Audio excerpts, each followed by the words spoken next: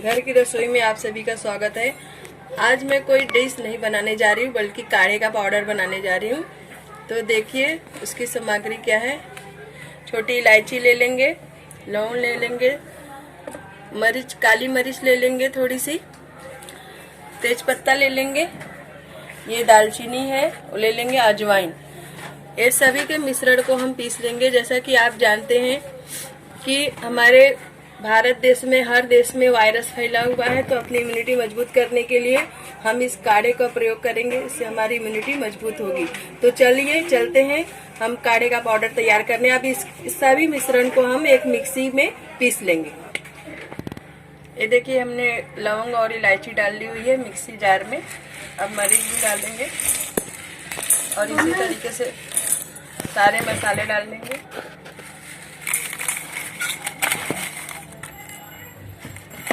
तेज पत्ता बड़ा बड़ा है तो उसको हम ऐसे तोड़ लेंगे हाथ की सहायता से और फिर डालेंगे। बहुत ही अच्छा पाउडर तैयार होगा, मार्केट से भी अच्छा। और हम सर्दी, खांसी, जुकाम इन सभी बीमारियों से दूर रह सकते हैं ये पाउडर पी के।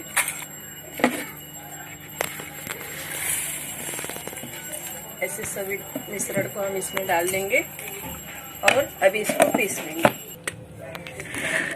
ये देखिए कितना बारीक सा हमारा ये काढ़े पाउडर तैयार हो गया है। आपको याद रखना है कि काढ़ा बनाते समय 1 गिलास पानी में 1 चम्मच छोटे चम्मच और 2 गिलास पानी में 2 छोटे चम्मच ये काढ़ा पाउडर डालना है। उसके साथ हमें थोड़ी सी चाय पत्ती डालनी है। गुड़ डालें तो और अच्छा है, नहीं है गुड़ तो शक्कर डाल सकते हैं।